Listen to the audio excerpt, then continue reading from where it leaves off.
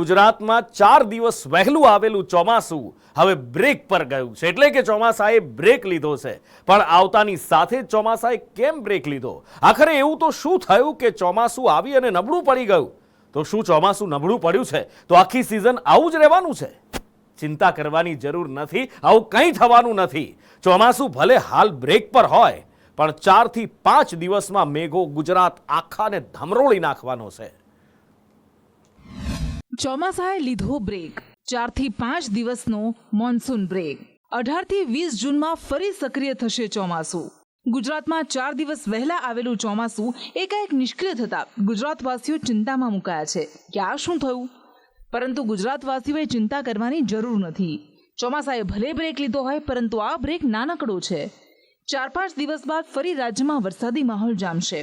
હવામાન નિષ્ણાંતોનું અનુમાન છે કે આગામી 18 થી 20 જૂન દરમિયાન ચોમાસું ફરી સક્રિય થશે, પરંતુ મોન્સૂન બ્રેક દરમિયાન પણ રાજ્યના કેટલાક વિસ્તારોમાં છૂટો છવાયો હળવો વરસાદ પડશે। એટલે ખાસ કરીને એક અઠવાડિયા સુધી રાજ્યની અંદર કોઈ ધોધમાર સાર્વત્રિક વરસાદો થાય તેવી શક્યતાઓ દેખાતી નથી। હા, એક ચોક્કસથી છે કે દક્ષિણ ગુજરાત, સૌરાષ્ટ્ર અને બીજા પણ અન્ય વિસ્તારોની અંદર છૂટાછવાયા વરસાદો છે ચાલુ રહેશે।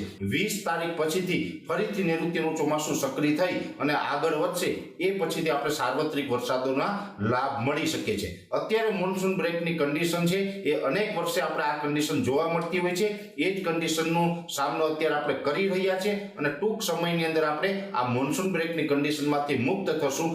લોકોને આશ્ચર્ય થઈ રહ્યું છે કે આવતાની સાથે ચોમાસાએ બ્રેક કેમ લીધો? શું આ વખતનું ચોમાસું નબળું છે? ના, એવું કશું નથી। હવામાન શાસ્ત્રી અંબાલાલ પટેલ કહી રહ્યા છે કે ભેજવાળા પવનો નબળા રહેતા હાલ ચોમાસાએ બ્રેક લીધો છે। ચિંતા કરવા જેવું કશું નથી। એટલે મુખ્ય કારણો પવનો નબળા રહ્યા તેના કારણે અને ભેજવાળા પવનો નબળા રહ્યા, અરબ સાગરનું અને બંગાળ ઉપસાગરનું વહન બરાબર સક્રિય ન રહ્યું, બંને વચ્ચે ખાંચો પડે, આ બધા ઘણા જાણ્યા અજાણ્યા બળોના કારણે આ વખતે આ ચોમાસું વિલંબમાં થયું। અંબાલાલ કાકા કહી રહ્યા છે કે 21 જૂનથી ફરી કેટલીક સિસ્ટમ બની છે જે ગુજરાતમાં સારો વરસાદ લાવશે। એટલે 21 થી 25 આદ્રા નક્ષત્રમાં આ ચોમાસાની ગતિવિધિ રહેશે। ત્યારબાદ 5મી જુલાઈથી 8મી જુલાઈ પર ગણતરી રહેશે અને લગભગ 11-12 જુલાઈ વચ્ચે પણ અણધારો વરસાદ આવશે। પણ હાલ તો હવામાન નિષ્ણાંતો અને હવામાન શાસ્ત્રીના જણાવ્યા મુજબ મોન્સૂને ભલે બ્રેક લીધો હોય, પરંતુ તે 4-5 દિવસનો નાનો બ્રેક છે અને 18 થી 20 જૂનથી ગુજરાતમાં ચોમાસાનો સાર્વત્રિક વરસાદ શરૂ થઈ જશે। બ્યુરો રિપોર્ટ, સંદેશ ન્યૂઝ। સ્વામિનારાયણ સંપ્રદાયના સૌથી મોટા આસ્થાના કેન્દ્ર વડતાલની હવે વાત કરવી છે કે જેની દેશ દુનિયામાં નામના છે। પણ આ વડતાલ મંદિરના કેટલાક સંતોના કુકર્મોના કારણે હરિભક્તો લાલઘૂમ થયા છે। રોષે ભરાયેલા હરિભક્તો તો હવે કહી રહ્યા છે કે આવા સંતોને અહીંયાથી ભગાડવામાં નહીં આવે તો અમે એમના ધોતિયા કાઢી એમને નિર્વસ્ત્ર કરીને દોડાવીશું। અમે રોડે એની પાછળ પડશું અને ધોતિયા કાઢશું એના કપડા નિર્વસ્ત્ર દોડાવશું રોડે। ખેડાના વડતાલ સ્વામિનારાયણ મંદિરના 3 સ્વામી સામે દુષ્કર્મની ફરિયાદ નોંધાયા બાદ કેટલાક સંતોના અશ્લીલ વિડીયો સામે આવતા હરિભક્તોમાં રોષ ફાટી નીકળ્યો છે અને હરિભક્તોએ જાણે એક આંદોલનના મંડાણ કર્યા છે। લંપટ સાધુઓને ભગાવો, સંપ્રદાય બચાવોના પોસ્ટર સાથે વડતાલ સ્વામિનારાયણ મંદિરમાં હરિભક્તોના ટોળે ટોળા ઉમટી પડ્યા। સ્વામિનારાયણ સિદ્ધાંત હિતરક્ષક સમિતિના હરિભક્તો આ પોસ્ટર લઈ મંદિરે પહોંચ્યા, જેમની માંગ છે કે લંપટ સાધુઓને ભગાવો, સંપ્રદાય બચાવો, પ્રાઇવેટ સંસ્થા ભગાવો, વડતાલ ગાદી બચાવો, હાલના ટ્રસ્ટીઓને ભગાવો, મંદિરને બચાવો, નરાધમ સાધુઓને ભગાવો, સ્ત્રી ધનના ત્યાગીઓને લાવો, લંપટ સાધુઓના સરદાર નૌતમ પ્રકાશને ભગાવો, સંપ્રદાયનું બંધારણ બચાવો, બાળકોનું શોષણ કરતા સાધુઓને ભગાવો, સંપ્રદાયના યુવાધનને બચાવો। વડતાલ મંદિરમાં એકઠા થયેલા હરિભક્તોની માંગ તો જોઈ, હવે એમનો આક્રોશ પણ સાંભળી લો કે જે લંપટ સાધુઓને ધોતિયા કાઢી નિર્વસ્ત્ર કરી દોડાવવાની વાત કરી રહ્યા છે। અમને એમ થયું કોઈ નહીં બોલે તો આ સંપ્રદાયનું શું થશે, ક્યાં જશે, એટલે અમારે હવે જીગર કરીને બોલવું પડ્યું. આ બાવાનું 2 દિવસે ને 3 દિવસે સ્કેન્ડલ આવ્યું જ હોય. માળા આવેદન પત્ર આપ્યા પછી 7 દિવસમાં આ લોકો પ્રાઇવેટ સંસ્થા વાળાને બહાર કાઢે અને આ લોકો જેટલા ખરાબ ધંધા કરતા હોય એને લીચ સાથે ઘનશ્યામ કંડારી શીખે એને સ્વામિનારાયણ સંપ્રદાયમાંથી બહાર કાઢી કાઢે. નહીં કાઢે તો અમે રોડે એની પાછળ પડશું અને ધોત્યા કાઢશું એના, અને કપડા નિર્વસ્ત્ર દોડાવશું રોડે. કોઈ સાથે કોઈ મળે એમ જ નથી, ભાગી ગયા છે, કોઈ ફોન ઉપાડતા નથી, કોઈ મળવા રાજી નથી.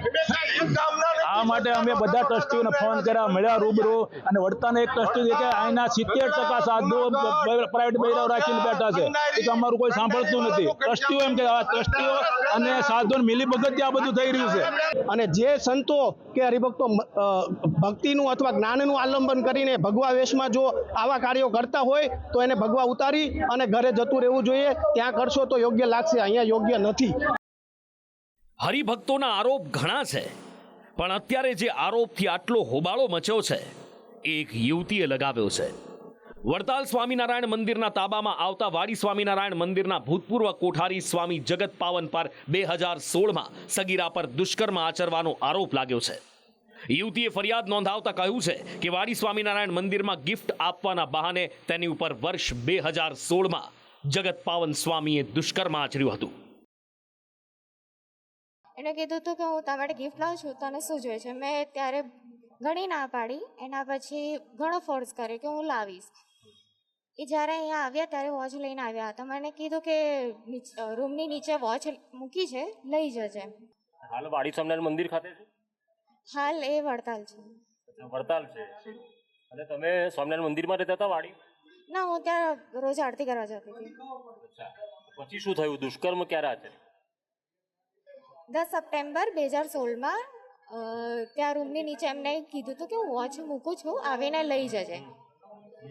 ત્યાં કોઈ હશે નહીં. અને હું મંદિરમાં દુષ્કર્મ આચર્યું? હા. એ સગીરાએ વાડી પોલીસ સ્ટેશનમાં ફરિયાદ નોંધાવી છે અને પોલીસે સ્વામી જગત પાવનની શોધખોળ શરૂ કરી છે, પણ જગત પાવન ભૂગર્ભમાં ઉતરી ગયા છે. જગત પાવન સ્વામીએ આરોપો ફગાવતા સંદેશ ન્યૂઝ પર સ્પષ્ટતા આપતા કહ્યું હતું કે તેમણે કેટલાક લેન્ડ ગ્રેબિંગના કેસ કર્યા છે, એટલે બદલો લેવા આ યુવતી તેમના પર આવા આરોપ લગાવી રહી છે.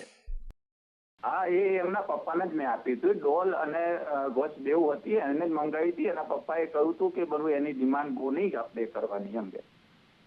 પણ એવું તો પછી શું થયું દુશ્મન આવડ કે તમારી જોડે આ રીતનો બદલો લે છે? તમે કહ્યું કે મારા ઉપર રીસ કાઢે છે, શેની રીસ છે આ? બેન, ત્યાં મેં લેન્ડ ગ્રેબિંગના 2 કેસ કર્યા છે દુકાનવાળા પર, અને એ લોકોને જેલ થયેલી, અને એ લોકોના સકંજામાં કઈ આવ્યા હશે આ લોકો. એટલે હવે એ તો મારે ઇન્ક્વાયરી કરવી પડે અને પપ્પાને પૂછવું પડશે. બેન, જગત પાવન સ્વામી પર લાગેલા આરોપો અતિ ગંભીર છે. સાથે જ સ્વામી ફરાર થઈ જતા તેમનો પક્ષ નબળો પડ્યો છે.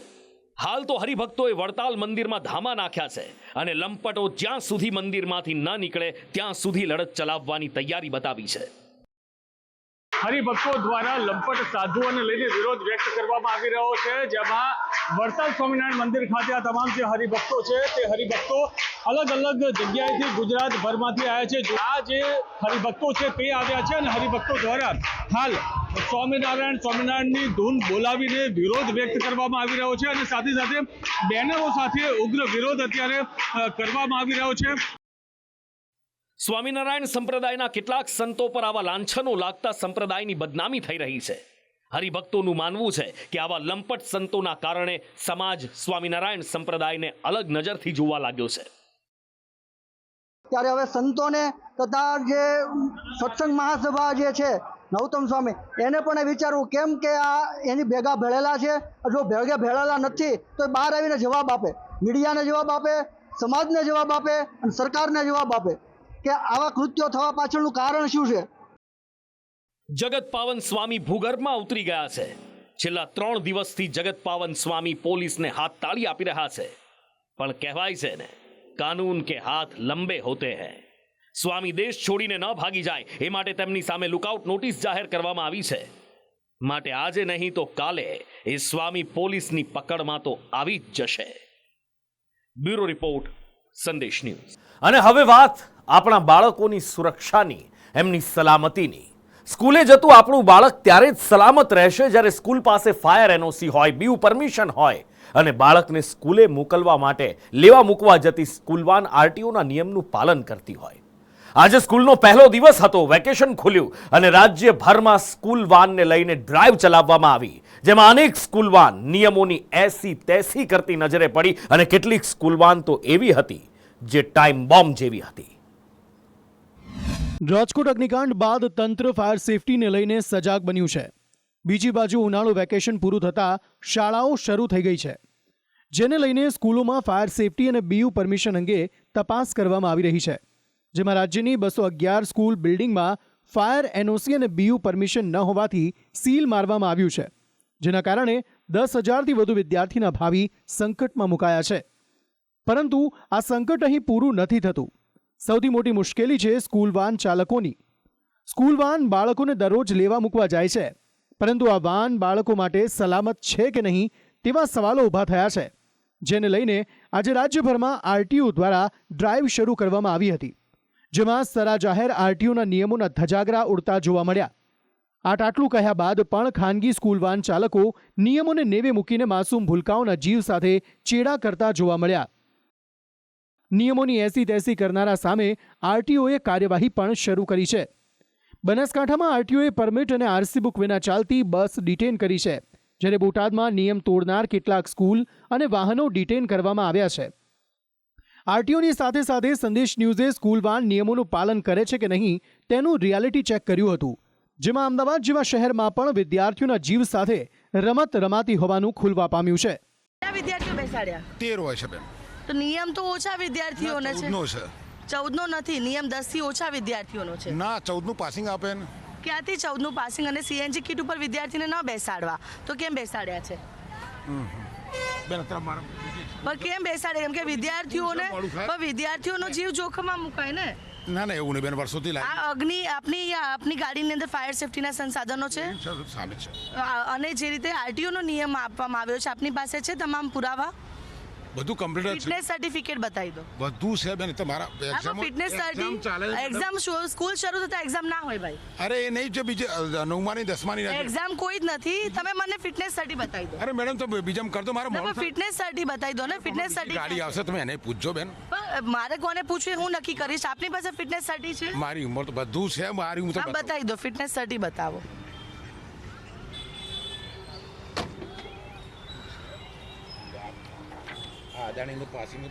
પાસિંગની વાત નથી, જે આરટીઓ દ્વારા ફિટનેસ સર્ટિફિકેટ આપવામાં આવે છે. તમારી ગાડીની અંદર જો ફિટનેસ સર્ટિફિકેટ આપને આપવામાં આવ્યું હોય તો આ સીએનજી કીટ ઉપર વિદ્યાર્થીને ન બેસાડી શકો. એ કો હવે અત્યારે એવું સંભળાય કે ના પાડે છે બેસાડવા. આપણે લાગે છે યોગ્ય છે? અગ્નિકાંડમાં પણ જોયું કેટલા બાળકો હોમાઈ ગયા છે. કદાચ કોઈ દુર્ઘટના થાય તો જવાબદાર કોણ? મેડમ મારી ઉંમર જો, મારા મોડું થાય. ઉંમર નહીં પણ વિદ્યાર્થીઓનું શું? હા બરાબર, તમે કોઈ બીજાને વાત કરો તમે. તો આવા જ કંઈક હાલ સુરતના રિયાલિટી ચેકમાં પણ જોવા મળ્યા. રાજકોટ અગ્નિકાંડ બાદ જે રીતે આરટીઓએ નવા નિયમ કાઢ્યા છે એમાં કહી શકાય કે જે શાળાની ક્ષમતા કરતાં વધારે જે કહેવાય કે વિદ્યાર્થીઓ બેસાડશે તો તેને પર કાર્યવાહી થશે. આપ જોઈ શકો છો અત્યારે અરાજનની સ્કૂલ છે, ત્યાં આગળ આ રીતના ખીચોખીચ વિદ્યાર્થીઓને ભરાવવામાં આવ્યા છે. જોઈ શકાય છે કઈ રીતના અરાજનની સ્કૂલ છે. આ તમામ સ્કૂલમાં એક તો આ બ્લેક ફિલ્મ છે જે લોકોને દેખાય નહીં એ પ્રમાણની બ્લેક ફિલ્મ છે. અત્યારે જે આરટીઓનો નિયમ પ્રમાણે 1, 2, 3 વિદ્યાર્થીઓ, 4 વિદ્યાર્થીઓ, 5 વિદ્યાર્થીઓ આ બાજુથી બી ઉતરી રહ્યા છે. 6, 7, 8, 9, 10, 11, 12, 13, 14, 15, 16, 17 વિદ્યાર્થીઓ બેસાડવામાં આવ્યા છે. આ પ્રમાણે તમામ વિદ્યાર્થીઓ, નાના ભૂલકાઓ છે તેને આ રીતના બેસાડવામાં આવ્યા. તમામ વિદ્યાર્થીઓ છે તે નીચે ઉતરી રહ્યા છે. બીજી બાજુ વાત કરીએ, જે રીતના ટેક્સી પાર્કિંગ ફરજિયાત છે ત્યારે આ જોઈ શકાય છે કે અત્યારે પણ સાદા પાર્કિંગમાં ગાડીઓ ફેરવવામાં આવી રહી છે. સાથે જ મહત્વની વાત છે કે બ્લેક ફિલ્મ લગાવીને અત્યારે ગાડી ફેરવવામાં આવી છે. તંત્રની કાર્યવાહી જોતા કેટલાક સ્કૂલ વાન સંચાલકો હડતાલ પર ઉતરી આવ્યા છે, જેના કારણે શાળા શરૂ થયાના પહેલા જ દિવસે વાલીઓને બાળકોને સ્કૂલે મૂકવા અને લેવા આવવું પડ્યું હતું. સ્કૂલ વાન સંચાલકોનું કહેવું છે કે નવા નિયમોને કારણે તેમને મોટો ખર્ચ વધી રહ્યો છે, જેનો બોજો વાલીઓ પર પડશે, જે હાલ મોંઘવારીમાં કોઈને પણ સહન થાય તેવું નથી. બહુ લાંબેથી આવવાનું રહેશે, 20 થી 25 કિલોમીટરના અંતરે આવવાનું રહેશે. તેમાં અમારે બહુ તકલીફ પડે છે.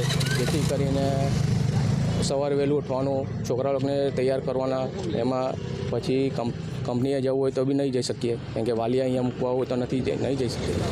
ને એમાં વાલી લોકોનો જે પગાર ધોરણ છે તેમાં પરવડે તેમ નથી, કેમ કે 700-800નો વધારો આવશે તો એમાં મોંઘવારી વધશે, બધી જ વધશે. વાલીઓનું ઘર ચલાવવું, ભરણ પોષણ કરવું, બધું જ કરવું, તે પરવડે તેમ નથી. પીડી નંબર પ્લેટ અમે કરાવી શકતા નથી, કેમ કે એમનો ખર્ચો બહુ મોટો છે. 40-45 હજારનું બર્ડન આવે છે ને તે 45,000 રૂપિયા સુધી અમે ખર્ચો કરી શકતા નથી. અધિકારીઓને અમે જણાવેલું હતું કે સાહેબ આ તો વસ્તુ અમે કરી નથી શકતા, ને બીજી વસ્તુ કે અગર 12 ને 14 છોકરા જો અધિકારીઓ કહે છે તો તેમાં અમને પોસાય તેમ નથી, જેથી તેના વાલીને બર્ડન પડે કાં તો અમને બર્ડન આવે. અમે લોકોએ વાલી જોડે ચર્ચા કરી છે તો વાલીઓને લગભગ 700-800 રૂપિયાનો વધારો જાય છે આના પછાડી. તો તે વાલી બી અત્યારના જે મોંઘવારીનો જે દોર ચાલે છે, મોંઘવારીનો ટાઈમ ચાલે છે, તેમાં વાલીને પણ એ બર્ડન સહન કરી શકવાની તાકાત નથી અત્યારે. અમે પણ એ જ બર્ડનમાંથી જીવીએ છીએ ને અમે લોકો પણ અમારા ઘરના છોકરા ભણે છે, ઘણા ગાડીવાળાના હપ્તા ચાલે છે, બેંક લોનના, ભાડેના ઘરમાં રહે છે.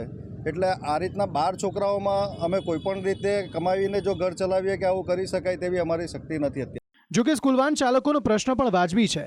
જો સ્કૂલ વાન ચાલક તમામ નિયમોનું પાલન કરે છે તો તેનો ખર્ચ વધશે, પરંતુ આ બધામાં બાળકોની સલામતી સૌથી ઉપર છે, જેના માટે જે પણ કરવાનું થાય તે કરવું જોઈએ. એક બાજુ ડ્રાઈવ ચાલી રહી છે તો બીજી બાજુ શિક્ષણ મંત્રીએ દોષનો ટોપલો વાલીઓ પર ઢોળી દીધો. પાનસેરિયા કહી રહ્યા છે કે વાલીઓ પ્રાઇવેટ વાન કરતા હોય છે તો પણ આરટીઓ આ બાબતમાં કાર્યવાહી કરી રહી છે. સ્કૂલ વાન એ પ્રાઇવેટ વાલીઓ કરતા હોય છે તો પણ આરટીઓ આ બાબતમાં સખ્ત રીતે કાર્યવાહી કરી રહી છે ને કરશે. મહત્વનું છે કે બાળકોની સલામતીની જ્યાં વાત હોય ત્યાં કોઈ પણ ત્રુટિ ન ચાલે. જે કરવાનું થતું હોય તે કરવું જોઈએ. જો સ્કૂલ વાન ચાલક બાળકોના જીવને જોખમમાં મૂકે છે, નિયમોનું પાલન નથી કરતા તો તેની સામે કાર્યવાહી થવી જોઈએ. અને વાલીઓએ પણ પોતાના બાળકને સલામતીને લઈને સ્કૂલ વાન ચાલકો અને તંત્રનો કાન આંબળવો જોઈએ.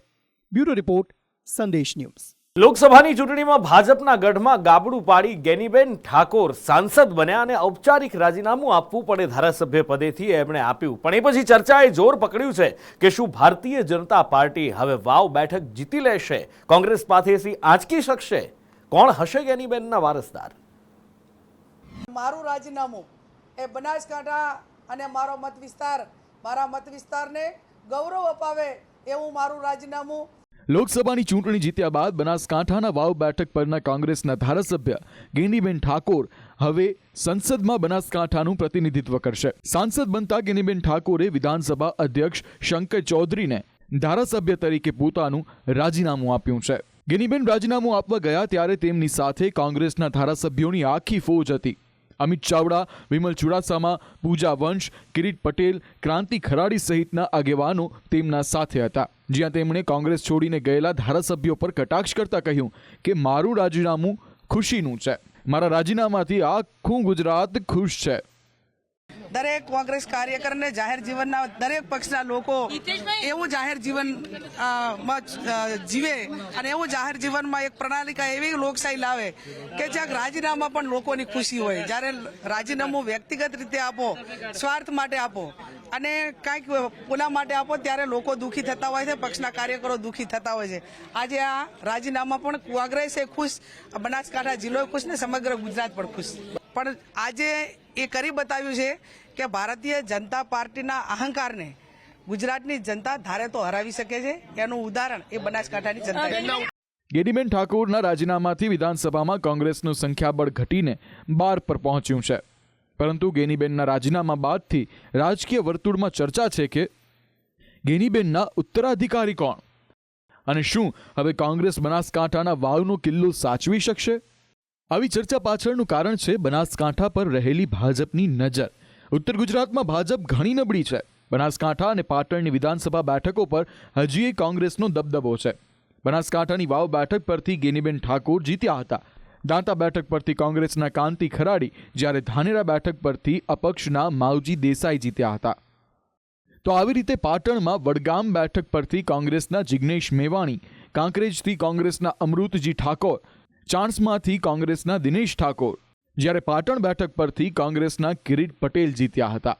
જ્ઞાતિગત સમીકરણ અને પોતાના કામોના કારણે વાવ વિધાનસભા બેઠક ગેનીબેનને એટલી માફક આવી ગઈ હતી કે તેમણે વર્ષ 2017માં ભાજપના દિગ્ગજ નેતા શંકર ચૌધરીને વાવથી પછડાટ આપી જેને લઈને ભાજપ લોકસભામાં હાર મળ્યા બાદ પણ વાવની ચૂંટણીને એક તક તરીકે જોઈ રહી છે.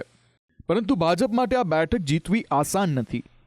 ભાજપને આમાં આશા કેમ દેખાઈ રહી છે તેની વાત કરીએ તો લોકસભાના પરિણામો પર બારીકાઈથી નજર રાખી રહેલા લોકોના ધ્યાને આવ્યું છે કે ગેનીબેન બનાસકાંઠાની બેઠક ભલે જીત્યા હોય પણ વાવ વિધાનસભામાં તેમના મત ઘટ્યા છે. સાથે હવે ગેનીબેન લોકસભામાં પહોંચતા વિધાનસભામાં ગેનીબેન સાથે મુકાબલો નહીં થાય. જો કે હવે કોંગ્રેસ આ બેઠક પર પેટા ચૂંટણીમાં કોને ઉતારે છે તેના પર આગામી મુકાબલાનો બારોંબાર છે. હાલ તો ગેનીબેન કહી રહ્યા છે કે પાર્ટી જે નિર્ણય લેશે એ મુજબ કરીશું. હું આજે મીડિયાના માધ્યમથી એટલું ચોક્કસ કહીશ કે મારા 28 વર્ષના જાહેર જીવનમાં જ્યાં પણ ટિકિટની વાત આવે, કાર્યકરની વાત આવે તો અમે પોતે નિર્ણય નથી લેતા. નીચે જે અમારા કોંગ્રેસના કાર્યકરો તાલુકા પંચાયતની ટિકિટ હોય, જિલ્લા પંચાયતની ટિકિટ હોય, સંગઠનમાં ભલામણ કરવાની હોય તો એ અમારો નિર્ણય નથી હોતો, એ નીચેના લોકોનો નિર્ણય હોય છે. ભાવ વિધાનસભામાં પણ આવું જ થશે. જે અમારા નીચેના કોંગ્રેસના કાર્યકરો હોય, આગેવાનો હોય, જે વિવિધ સંગઠનો જે અમારી સાથે રહીને કામ કરે છે, આ તમામ લોકો જે નિર્ણય લઈ અને જેની પણ ભલામણ કરશે એ મોવડી મંડળ એ ઉમેદવારને ટિકિટ આપશે. એટલે આ કામ એ વાવ વિધાનસભાની જનતાનું અને મોવડી મંડળનું છે. એ જે નિર્ણય લે એમાં એક સંસદ સભ્ય તરીકે મારો સૂર રહેશે. પરંતુ રાજકીય વર્તુળમાં ચર્ચા છે કે વાવ બેઠક પરથી હવે ગુલાબસિંહ રાજપૂતને કોંગ્રેસ મેદાનમાં ઉતારી શકે છે. ગુલાબસિંહ રાજપૂત થરાદ વિધાનસભા બેઠક પર વર્ષ 2022માં શંકર ચૌધરી સામે 26,000 મતથી હાર્યા હતા. જ્યારે વર્ષ 2019ની પેટા ચૂંટણીમાં ગુલાબસિંહ રાજપૂતે ભાજપના ઉમેદવારને હરાવ્યા હતા. ગુલાબસિંહ રાજપૂત વિસ્તારમાં કોંગ્રેસનો આક્રમક અને વિશ્વાસુ ચહેરો મનાય છે. લોકસભાની ચૂંટણીમાં ગેનીબેનના પડછાયાની જેમ ખભેથી ખભો મિલાવી સાથે રહ્યા. રાજપૂત અને ઠાકોર મતદારોને ગેનીબેન માટે એક તરફી મતદાન કરાવવા માટે મહત્વપૂર્ણ ભૂમિકા ભજવી. ચર્ચા એટલા માટે કે આજે જ્યારે ગેનીબેન ઠાકોર વિધાનસભા અધ્યક્ષને રાજીનામું આપવા પહોંચ્યા ત્યારે પણ કોંગ્રેસના ધારાસભ્ય સાથે તેમની હાજરી હતી. હાલ તો વાવ વિધાનસભા બેઠકની પેટા ચૂંટણીને લઈ ન તો નોટિફિકેશન જાહેર થયું છે, ન તો ભાજપ કે કોંગ્રેસે કોઈ ઉમેદવારની જાહેરાત કરી છે. પણ ગેનીબેનના રાજીનામા બાદ વાવ વિધાનસભા બેઠકની ચર્ચા શરૂ થઈ છે.